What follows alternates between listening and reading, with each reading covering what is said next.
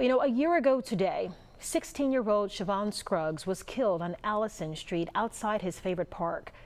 A 15-year-old has been charged now with his murder. Our Dacian Smith caught up with Chavan's mother today, and Dacian, the last year has not been easy for her. It's absolutely right, but Nigel Hill says what's made it even worse is she doesn't have justice for Chavan.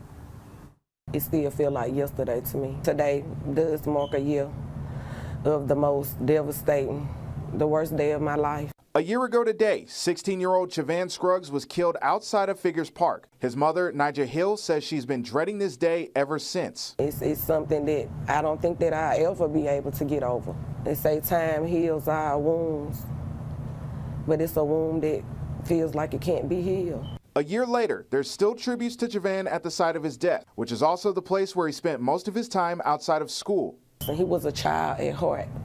Chavan liked to play basketball, he played baseball, he played football, he ran track. Since his death, Mobile police did arrest and charge a 15-year-old with robbery and murder, but Hill says the case hasn't moved forward in a while. That's a nightmare. You never really get healing in the waiting process, because even in the event of waiting for that trial, I relive this all over again. The 15-year-old is being charged as an adult and is still behind bars at Metro Jail. But Hill says until things move forward, she and her family won't truly have closure. This person gets to talk to his family. This person gets to visit their family.